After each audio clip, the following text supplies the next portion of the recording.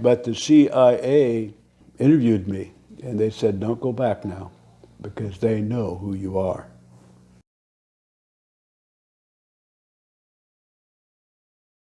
Today, Deb's doing that with Don Sellers. Thank you. I'm glad to be here.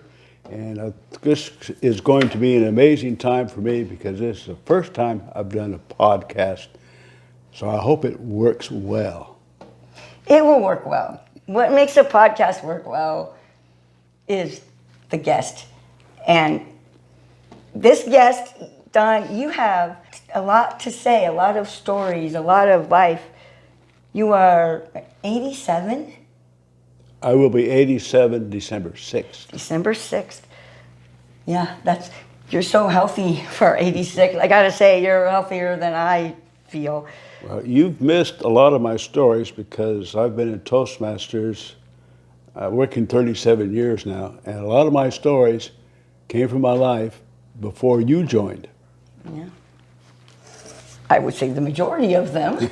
I've only been a member 2 or 3 years, and you've lived 86. I plan to live 14 more. Oh, good for you. That's awesome. You can actually do that these days. And especially now, oh gosh, this vaccine, this mRNA vaccine is actually, I have heard already there's a cancer vaccine coming based upon it, which is awesome. So you might make it well past 100. I've been fortunate. I've not had cancer. I've not good pair of lungs. I have a good heart. I'm not diabetic, but I do have a pair of legs that seem to be going. Yeah. I can relate to that. I try and avoid the stairs in my own house, to be honest. Yeah, you have an amazing resume, Don. You spent a lot of time in the military and in the Army. You lived for a year, Thule Airforce Base, which is that how you say it? Thule? It was an Air Force base. It's called Thule Air Base. Oh. But I was in the Army then. Now, Thule had 4 batteries of Nike Hercules guided missiles around the base, and I was enlisted then, and guided missile mechanical systems repairman. And so I was a team chief, and it was my job to take care of batteries A and batteries B. And they were about 5 miles apart from the base. So we had to drive out whenever there was a problem. Was it really cold over there? Well, in the winter months, it was averaged about minus 45. That's the average. And in the summertime, the average was was 40. Yeah. It was cold. Really, really cold. That's why I noticed that one. I can only imagine. Yeah, and my coldest experience was, and this was during the early spring when we had some light, we had to go out to the battery and check a problem. And I elected to take a Jeep rather than the shop van. And we did not wear Arctic gear, which we're supposed to do just in our fatigues. And coming back out of the battery, there was a sharp incline in the road and a stop sign. And I pulled up and stopped and heard a snap. And one of the linkages for the transmission had broken. So I was in second. But I crawled under to see what the problem was, and just those 15, 20 seconds, that cold went right to my bone, all the way to the bones. So it was my fault that I did not wear Arctic gear. Did you ever forget again? Never. And by the way, that was the only time we went out there without Arctic gear on. Yeah. Yeah, I don't know if I would be able to handle that low of a temperature. May I continue with my experience there? Sure. Yeah, we arrived there in the middle of July, and we arrived 2 o'clock in the morning, and I stepped down from the plane. It was totally light. Because 3 months is total light. Mm-hmm. And that made me believe in my geography book that the conditions up there are just as described in my geography book. When I stepped down, I heard explosions. And so I asked the airman standing there on the ground, I said, what's happened? What are those explosions? He says, oh, they're blowing holes to set in some poles to carry power. And I says, okay, why do they need to use dynamite to blow holes? He says, because there's only, in the summertime, there's about 6 inches of topsoil that's not frozen. Below that, it's frozen. So we had to blow holes in order to set the poles in, set them in concrete. That experience there, it was a full year. Of course, as a young man, you don't want to be separated from society because there's all men, no women. Yeah. And when I stepped down from the plane, you looked out across, and all you could see beyond the airbase was a low rise of hills, and it was purple. And that's the lichen that grow in the summertime, and then the ice cap. Is it pretty?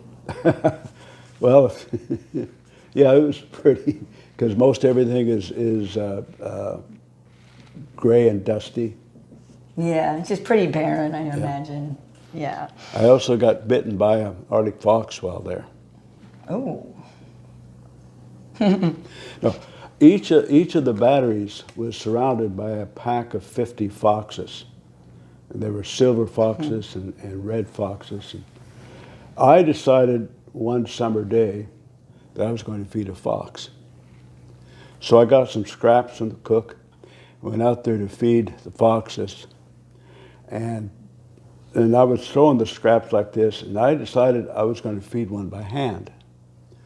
So I stood there like this with the piece of meat in my hand, and the silver fox came up about 10 feet from me and just sat down.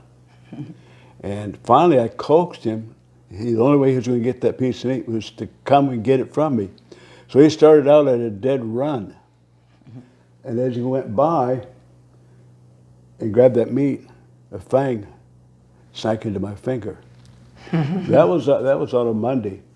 So on Thursday, I decided to tell my NCO what happened, and he said, well, you better go see a doctor.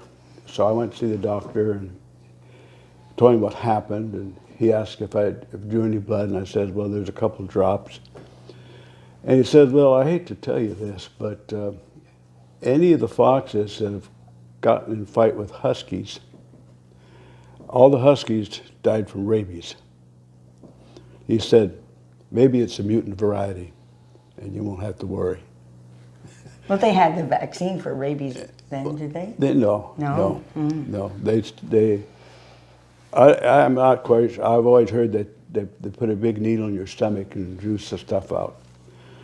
But anyway, I didn't sleep that weekend, but I'm here today. I see you have a master's degree. Is that in aeronautical engineering? I got out of the Army and I went back to school, got a bachelor's degree. And then in the Air Force, when I got promoted to major, they sent me to go get a graduate degree. And that was pretty decent because you got a full salary. They paid for everything. And so I could take care of my family on a major salary. What is your degree? Oh, well, my bachelor's degree is in physics. Yeah. And the degree that the Air Force gave me is logistics management. Okay. Yeah, interesting. I think logistics, that would be really hard for me because I have ADHD. But it would also be really easy for me in the sense that I hyper-organize everything. Now that degree, through AFIT, Airforce Institute of Technology. One thing I really am interested in, now I know you were the district governor at one time in Toastmasters, and that you've helped to charter 11 or 12 clubs, and one of them is the Purdy Correctional Center. Yes. That club was active from 94 until the coronavirus episode. And I think that probably stopped the club, but it's been extremely successful. It's been President's Distinguished several years. And when I mentored the club for 9 years, and the inmates that stayed in the club, they never returned to the prison. That's great. Yes. Yeah, that's awesome. Toastmasters can do amazing things. When you learn how to communicate and speak clearly, you get a lot of confidence that way because you feel better about yourself overall, I think. And you get a lot of support within Toastmasters as well. Can you think of anyone in particular who benefited from this? Oh, yes. A lady by the name of Jessica Dumas. And that's a good story because the very first meeting we set up, I was explaining all the positions and how the meeting went. She stood up and said, well, what we're going to do is we're going to speak when we want to speak and how long and what we want to speak on. And so I said, well, it's my way or the highway. She sat back down. Turned out to be one of the best Toastmasters, and she really believed in the way Toastmasters works. Now, when she left, she gave the keynote address at one of our conferences. I didn't know she was there, but she was the master of ceremonies for a night in which entertainment was going on. She asked me to dance with her, but I didn't. I wished I would have now, but I didn't then. So, yes, she went a long ways, and I understand right now she has her own business. That's great. Yeah, I love hearing stories like that. I was talking to a mutual friend of ours the other day. She told me when she met you, you had pillars of books stacked in your house. She said you have so many books, and not only that you have read every single one of them, and some of them more than once.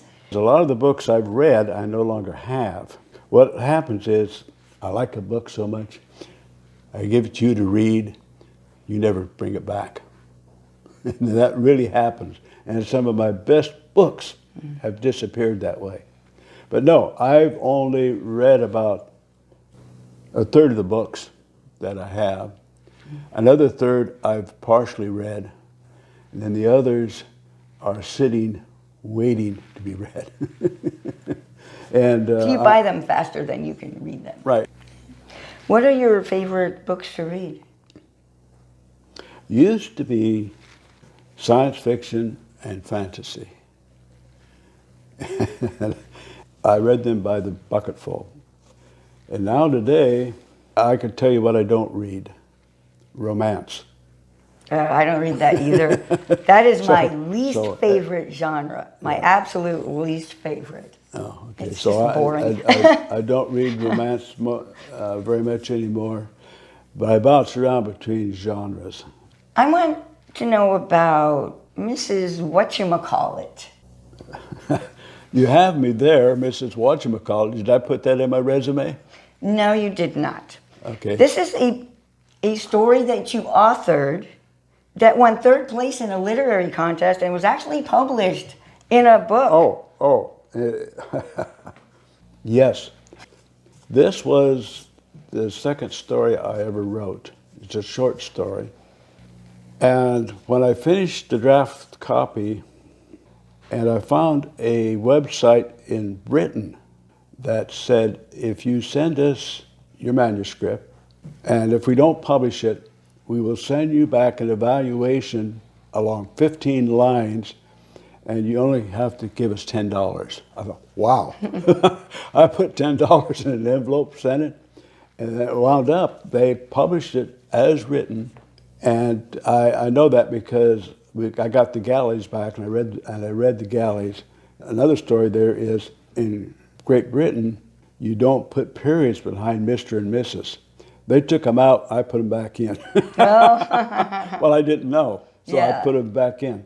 And then it took third place in a contest, and I got $200 for that. Wow, that's great. And you're writing another book now. I'm working on a play. Play. In the middle of Act 3, when I finish that, then I can call myself a playwright, as well as an author. There you go. Next to William Shakespeare. That play has been adapted from a short story that I wrote. Well, I'm looking forward to seeing it, the final product. Tell me about one of your worst vacation nightmares. Have you had a vacation nightmare? Oh, yes. Okay, I do have one. Oh, yes. I had been stationed in Athens for 2.5 years, and one of those years we took a 30-day tenting trip through Central Europe. Now, coming back, we were going down that would be the eastern spine of Italy.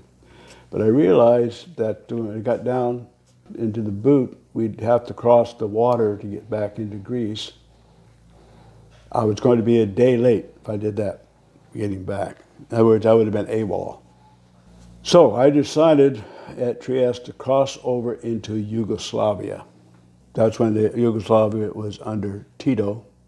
Tito was not part of the Iron Curtain, just on the eastern side of the Yugoslavia's border, that was the Iron Curtain. But they were very much part of Russia at that point in time. I stopped at the border, and we had sat there for an hour before they let us go. But the problem was, at the airbase I was stationed at, Helikon Air Base, was that I had a top secret clearance. And the reason for that was because I was a base briefer. And guess who comes to Athens? 4-star generals, 3-star generals, senators, congressmen, GS-19s, GS uppity ups. And so I'm briefing them. So when we get a 4-star or a 3-star, I do a top secret briefing. And there was stuff in Greece that I won't talk about today because I had reached up into that level.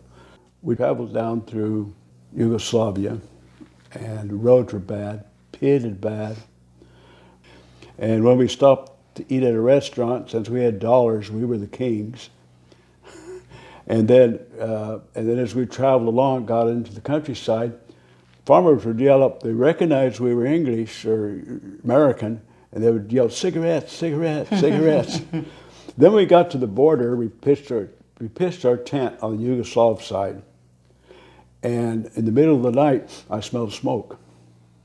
So I unzipped the door to the tent, and there was a prairie fire coming our way. Oh. So I knocked on the fire and pointed to the fire. Then we went across, and we got back on time. But the CIA interviewed me, and they said, don't go back now, because they know who you are. How old do you think you have to be considered having died of old age? That's an excellent question. If I'm going to say right now, it's probably around 100. Maybe 90 to 100. 40 years ago, it probably was in the 80s. And as you go back through time,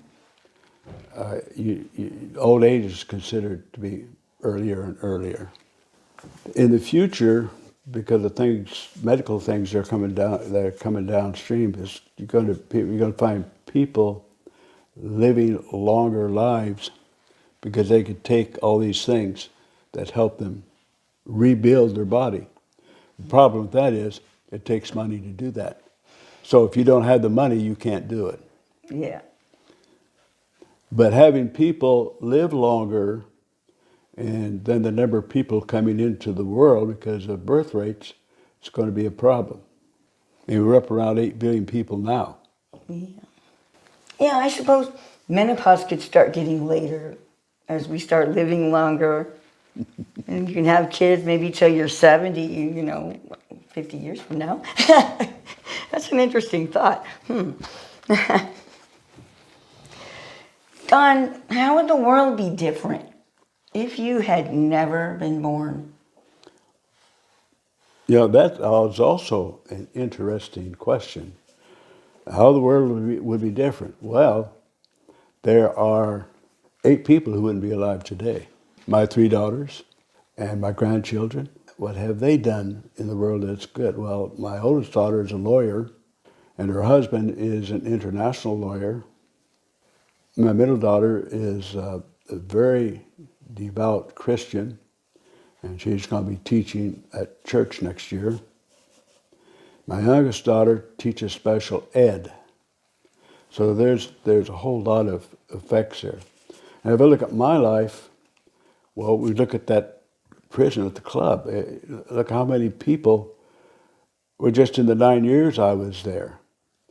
But then you take in all the years from 94 until the pandemic, if they maintained the same rate that I was doing, where everybody who stayed with the program got out and never came back, there's a lot of lives that have been changed. So you don't, and because you don't know what they're doing, you don't know their impact on the world. I was stationed at NASA for 2 years, and I worked in mission planning. One of my jobs was chairing the group that did the translunar trajectory. Well, actually, when I went back to the Air Force, my boss called me up and said, hey, you know what? That trajectory was so good. It was like a quarterback standing back 2 football fields and hitting a nickel. So how can you speculate and say how that helped people? It did, but how could you stand back and say it, because you don't have personal contact, so you don't know how it did. That's all true. It's all hard to know what would have happened. Yes, it is. In other circumstances. It is. Yeah. I mean, what if I married a different man? What if I'd taken a different job? Here, this is something I wanted to do a podcast. Don't know how it's going to turn out, but I wanted to do a podcast. And that's the way my life has been, even in the 80s, hopefully in the 90s. I just keep wanting to do things. Now, I'm working on a play. When it's finished, I'll be a playwright. Whether it gets sold or not, I'm a playwright. That's true. Very true. But it takes a long time to do a play. What's the naughtiest thing you've ever done? I'm not going to talk to that. As a child? I'm not going to talk to that. Sorry. Okay. Go to your next question. Okay, tell me about that tail you spread. If I find out, I'm a really bad guy, so go to your next question. What is your biggest daily waste of time? Good question. I think of 2 right now. One is a casino, and second is television. Okay. That's my biggest waste of times. Okay. What, do you think it's a waste of time if you watch something educational? No. What I typically watch are movies. And in a way, that's a good thing, because when I'm watching a movie, I'm watching how events unfold, I'm watching the characters, and that can be a help in writing stories, because stories also follow arcs like that. I watch specific content at specific times. If I'm working, say, on a scary story, I'll watch scary stories or listen to them. And I find that to be inspiring, if not helpful. It's time for us to take a break for a snack. I brought some fortune cookies. Let's see what your fortune says today. Do I get to eat it? Sure. If I can't open it, we don't do it right. What am I supposed to answer this question? Tell me what your fortune says and what do you think about it? It says, a special moment lies ahead.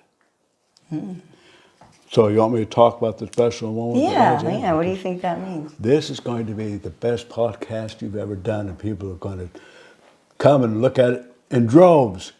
That'll be special for both of us. That's Yeah. the special moment. All right. There you go. And I will be a star. Mine says, you will become an accomplished writer. So what you have to say to that?